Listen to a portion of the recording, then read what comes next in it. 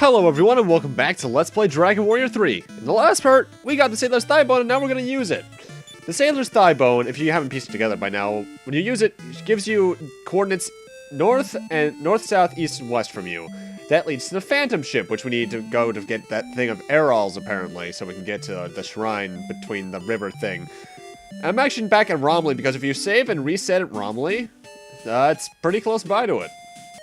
Little RNG manipulation there.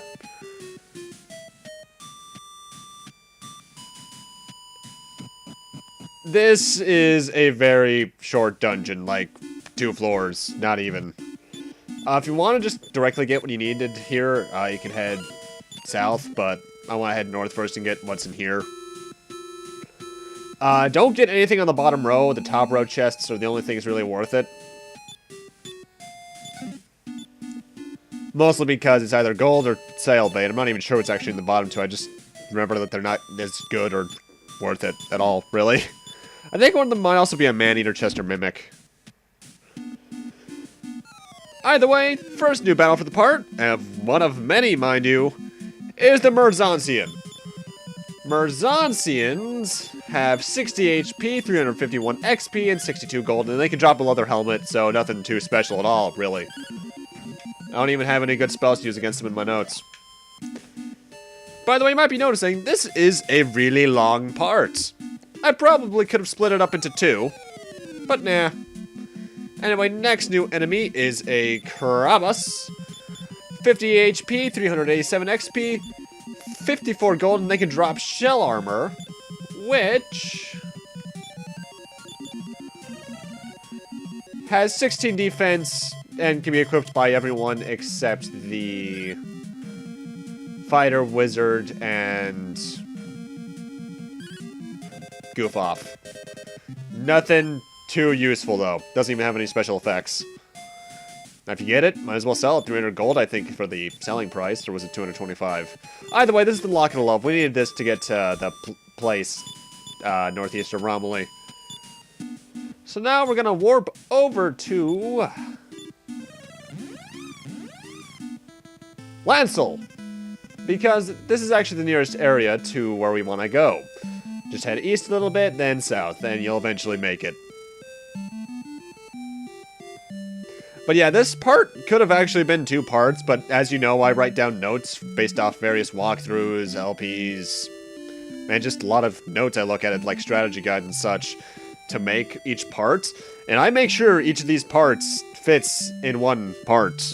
If each of these notes fits in one part, so what I had here was roughly 30 minutes worth of parts, apparently, or notes. Oh, this guy's a cat guy. I too once fought the Poseidon of the brave Piero Ortega. They say Ortega died when he fell into a volcano. No! It's like we saw that at the beginning of the game. But yeah, actually it's funny, even though it's a half hour, edited, this part was around an hour, 5 minutes unedited. So, yeah, and that's not counting a big grind I did at one point. Anyway, this is where we want to go. Head west. From out of nowhere, a plaintive voice is heard. I think that's the only time we ever hear that song. Legolas uses the longest of love. The spirit of Errol and Olivia's devotion to each other radiates from the area. Oh, Errol, my beloved, I've been waiting for you for such a long time. My dear Olivia, never again shall we be parted. Errol! The curse on Olivia is broken. That was just railroading. Anyway, this is actually the jail where Errol apparently died. No, wait, no, he was lost at sea. Never mind. This is the jail where Simon was, rather. In fact, here's his spirit, and he's telling us to look near his corpse. Not to tell us his son about his fate, just look by my corpse. And you really want to do this, because you might remember someone mentioned that he had a specific sword, the Sword of Gaia. With that, we can now actually access Necrogond. So, let's do that. But first, in that cut, I actually did grinding. I got my Sage up to level 28. Because not only does it learn Snowstorm around that level, but it's just really good to have a very powerful mage-type character coming up. Anyway, take my word for it, this is a volcano, and as you might remember, we have to drive the Sword of Gaia into one.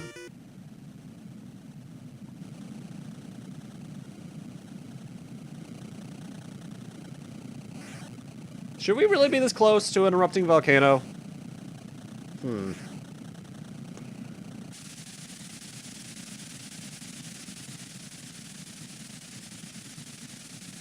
That's totally not ear grating. Ow.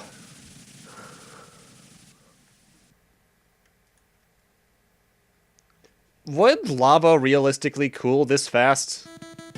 And be safe to walk on? I don't think so. Anyway, with that, we can now access Necrogond. So let's head over there. But first, we face our first new enemies in these areas. The Frost Clouds. 80 HP, 1,427 experience points, 82 gold, and they can drop a multi-edged sword. But before we even get into that, I need to tell you, when you fight them, use sleep on them. They have really powerful ice-type magic, so you want them out of your way as soon as possible. Anyway, the multi-edged sword has 100 attack power, not too bad, and you can sell it for around 4k gold, so that's really good. Only the soldier and fighter can equip it. However, it's a cursed sword. As multi-edged sword might suggest, it's actually a double-edged weapon. When you use it, whoever uses it to attack an enemy will also get damage. I'm not sure what the exact ratio of the damage is, but it's enough to not really be worth it. So, yeah.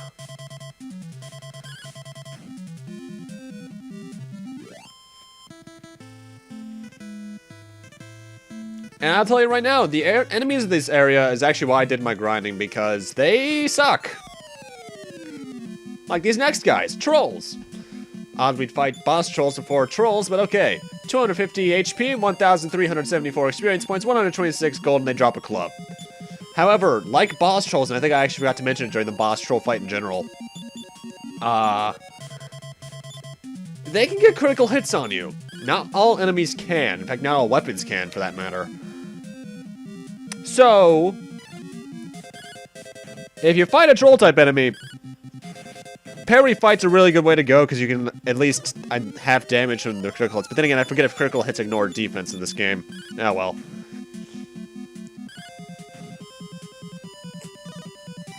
It looks like they should be holding their clubs, though. In fact, I know for a fact that they are the only troll-type enemy that doesn't hold a club, which is the odd thing.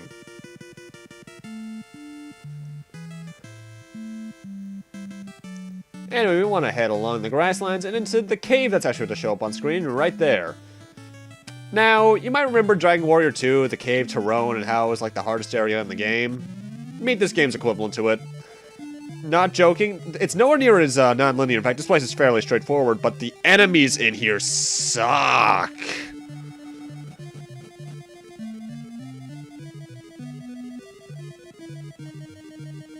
First off, though, you're going to want to head west of this fork so you can continue along here, and in the next room, actually head west again so we can get a treasure chest. But not before encountering our next new enemy, Marauders. Marauders have 130 HP, 1,587 experience points, 88 gold. They can drop a Snow Blast sword. In fact, they're very weak to snow-type things in general, so use like Snow Blast on them if you got them. However, the annoying thing about them is that they have I think it's a Sweep Breath attack, which numbs characters that get hit by it. So these guys really suck, and I think they get 2 attacks per turn as well, like the previous skeleton-type enemy. And as for the Snow Blast sword, 80 attack points. It sells for a crap load, over 10,000. And as an item, it casts Snow Blast, so that's pretty good. It can only be used by a hero and soldier, though. It's nothing too good. But if you get one, might as well use it.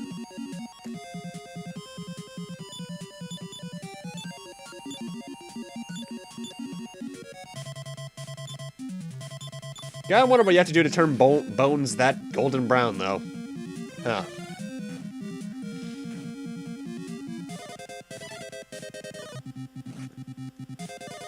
Really, though, when it comes to enemies in this place, don't underestimate them.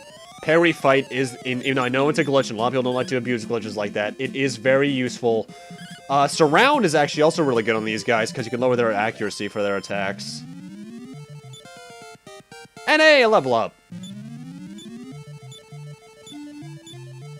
That's a pretty well-rounded one. No new spells, though. And like I said before, let's head west so I can get a treasure chest in this next room, or we can encounter mini demons.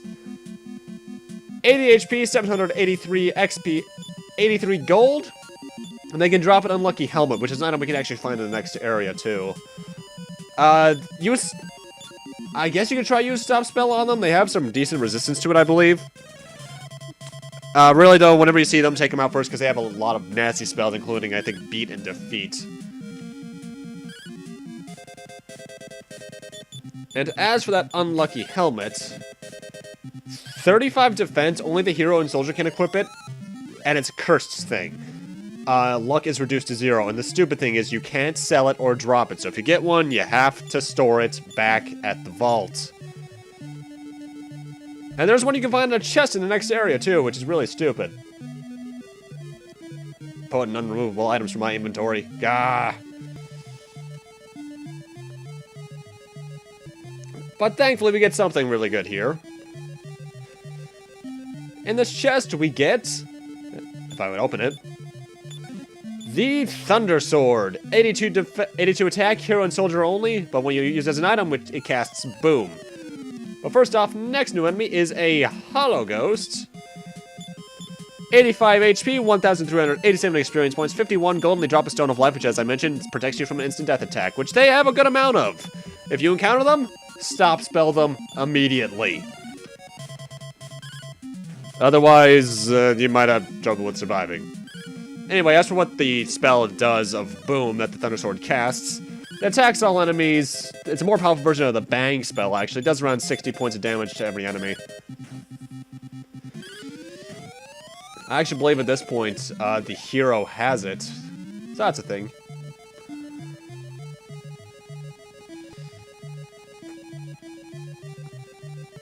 I'll listen to that high encounter, right? And in this next room, we get a interesting thing. The Sword Edge Armor. It's kind of the opposite of the multi-edged sword. Only the hero and soldier can equip it. But when certain enemies attack you when someone's wearing that armor, they also take damage. It cannot be drop or sold, though, so you have to store it. 55 defense, too, so it's nothing too bad. I prefer the magic armor, though, due to the spell resistance it has.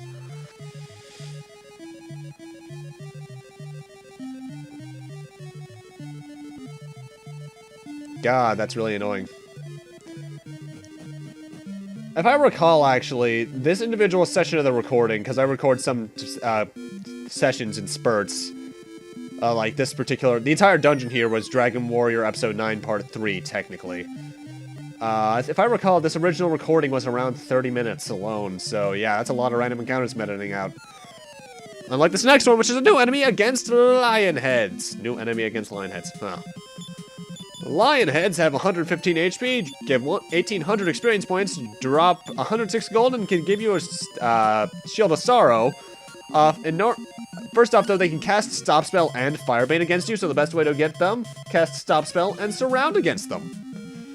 And as for that Shield of Sorrow, 35 defense, only the hero and soldier can equip it, but it's cursed. Damages allies when the wearer is attacked. So it kind of just directs the damage to someone else, which I suppose if you have someone with very low defense, like a wizard, that could be useful, so you can just direct the damage right to your tank. But, it's only 35 defense. I guess it's technically... Actually, yeah, it's, I think, the third strongest shield in the game, so, yeah. And the next new enemy is a Dancing Jewel.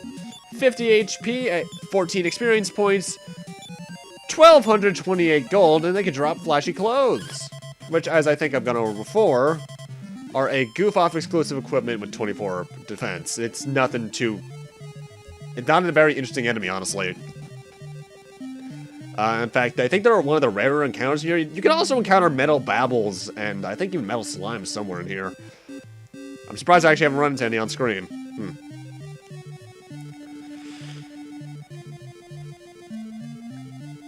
And we're actually almost done with this area, thankfully. But not before encountering a new enemy, King Tortragon. 120 HP, 1,894 experience points, 144 gold, and they drop a Luck Seed. Way to go against them. would probably be, sleep them. I forget to do that here, though. You could also run into the normal Torturegon enemy here, but for some reason I didn't, which is odd, because you usually run into them more often.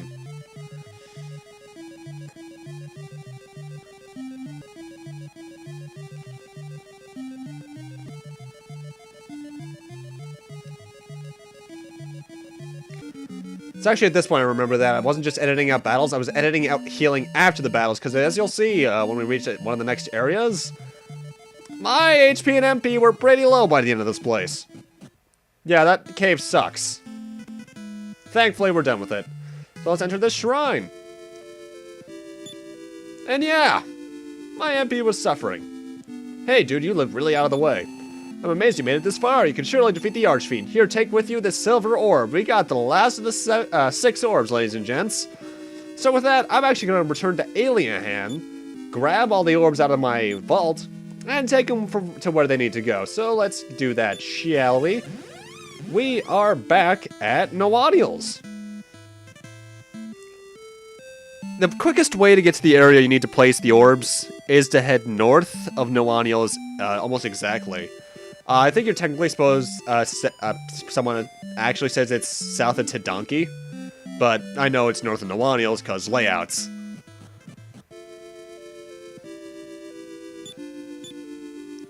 Anyway, the way this place works, get on one of the white tiles, face the thrones, and place the orbs.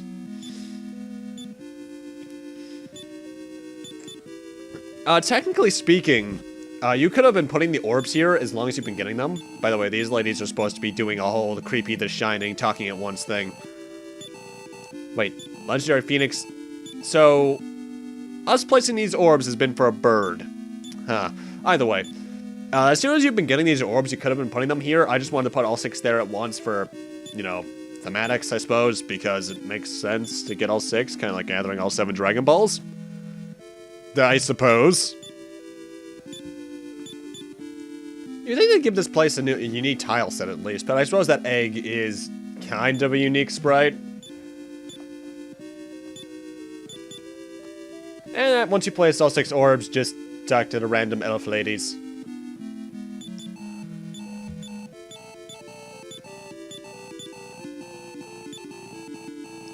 God, these people are just generic prophecy spouting too. Hey, cute little birdie bird. It actually reminds me a lot of a Wingle. You know, bird, it's not nice to clip through people. And it just left. Though actually what it did is that it headed outside, it's right above you. And the bird is actually the way you access the final area of the game, Baramos' castle. With it though, there's a few areas we can actually now access that we couldn't before. The thing is, with Ramio, we can actually fly over mountains, meaning we can now get into very, very landlocked areas we couldn't before. Though, Ramia is a bit of a tank in terms of control. She'll only turn when you're directly on a square, and landing, oh god, landing on her is not the easiest thing, because it's very easy to accidentally get back on. Anyway, this is the Dragon Queen's castle. I'm guessing the Dragon Lord had a granddaughter somewhere along the line, but then again, I suppose he had a grandson or something unto. Now, there's not... Well, you have to come here eventually. I'm just getting it out of the way as early as I can. I'm just getting this done so I can. Now, you can talk to people around here. They'll say, like, the Dragon Queen is sick, preventing evil and such, and that she has to give her own life to give birth. So let's talk to her. You stand before the Dragon Queen. If thou possess the courage to do battle with the Archfiend, I shall give unto you the Sphere of Light. I hope with this Sphere of Light that thou canst hasten the return of peace to this land. For I too am with child, and then she just dies. Okay, then that's kind of random, but yeah, I'll take it. I wonder if this is related at all to Zenithia in 4, 5, and 6. Because, while Dragon Quests 1, 2, and 3 are linked, they are not linked at all, really, with 4, 5, 6. They're 2 entirely different trilogies, and I'm not even sure if 7, 8, and 9 are related to each other in any way at all. Other than just being great games. Speaking of which, 7 and 8 are coming to the 3DS, apparently, which is going to be interesting. Anyway, now we want to head southeast because this is I'm about to get an item that you don't need at all. It's just there, I suppose, to kind of reference to. It's the Leaf of the World Tree. If you might recall, I think I mentioned an enemy dropping one of these earlier. It's just a revival item. The way you get it, see these 2 rocks? There's actually 4 of them in a plus formation. Get in between the 4 of them. Directly in the center, Leaf of the World Tree. And with that, I'm actually going to transition over to Isis, because this place is the closest place to Baramos' castle. Just head southeast of it slightly, and you'll find yourself back at the castle, which was actually right outside the exit to the cave we were in earlier. You just need Ramia to get here. And with that, welcome to Baramos' castle, where the encounter rate is absurdly low. For the most part. Only new enemies I encounter here, though I think there's like 2 other kinds, are Stone Hulks and Metal Babbles. Stone Hulks have 195 HP, 2,374 experience points, and give 75 gold each, while they can also drop an armor terra firma. First off, when it comes to them, best way to go about fighting them, honestly, Snow Blast and such. They also ignore formation, which watch out for that.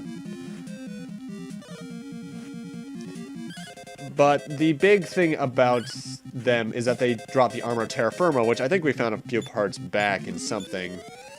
But for a reminder, 58 defense, soldier, hero, exclusive, cannot be dropped or sold. There's no real effect to them either. In fact, this is the only other way of getting armor terra firma. And either way, the other new enemy is a Metal Babble. Metal Babbles have 6 HP, practically max defense. They drop 12 gold and give 53,600 experience points. And they can drop Shoes of Happiness. They can cast Fireball too, but you will not likely get to kill them because they run away too fast. Later on, if you can get a certain spell, I suppose they're a really reliable way to do grinding, but I prefer to get Metal Slimes near the Arctic Shrine if you can find them at night. Anyway, the Shoes of Happiness are similar to the, I think, Meteorite armband we already have. They're called Luck Shoes in some versions. They give 50, you add 50 to your luck. The wearer also gains experience points every few steps. They're kind of useful. They're not worth much. They don't even sell for much. It's less than 100 gold. But if you get a pair of them, if you kill Metal Babble, good for you, I guess. And with that, that's actually the last real new enemy for this part, because the encounter rate in Baramos' castle is really low. In fact, I've had playthroughs where I go through the entire castle and I get no battles. Yeah, at all.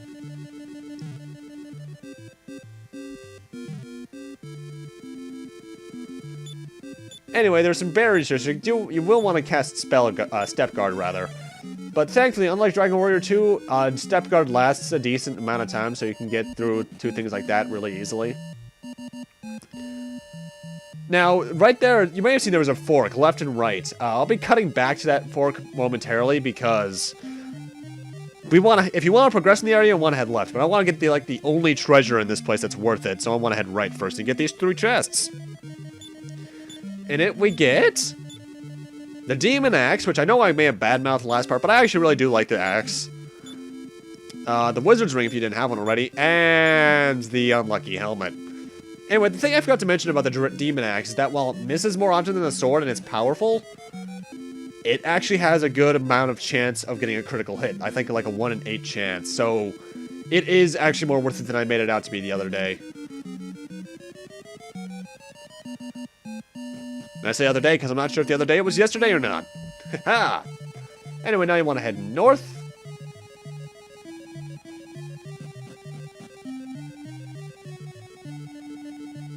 And just pretty much continue on in a straightforward path.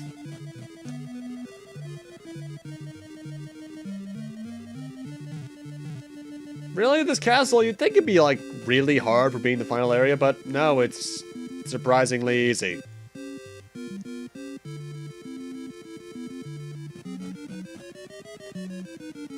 Anyway, here's a bit of a dick move. Use Step Guard before going through that door. Why? Barrier right on the outside of it. Thanks, guys. Ah, dick game design. Don't you love it? No, you don't. No one ever does. And with that, we're pretty much done with the castle. Like I said, it's not a very hard place because the encounter rate is so absurdly low. I do recommend healing before Baramos right there, though.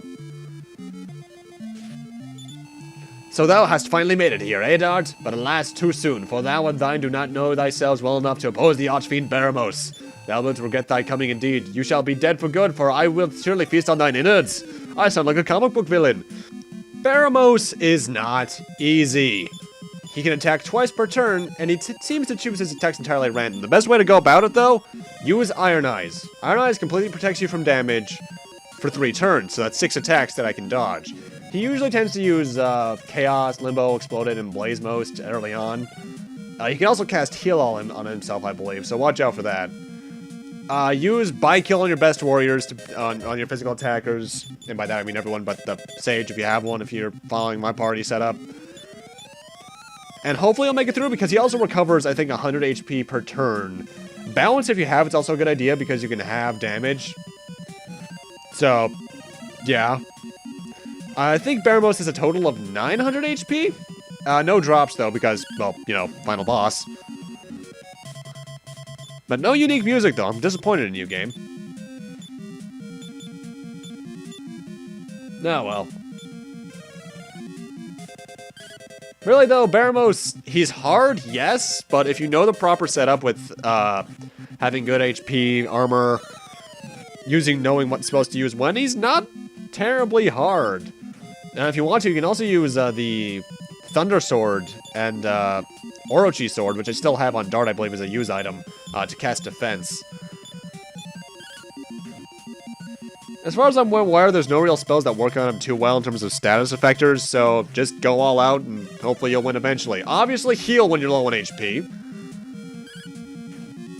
But because this is the final boss, you actually don't get experience points from him, so if someone dies, don't worry about it. Just go all out if someone dies. Don't waste turns reviving them. And hopefully you should win. He's really not hard.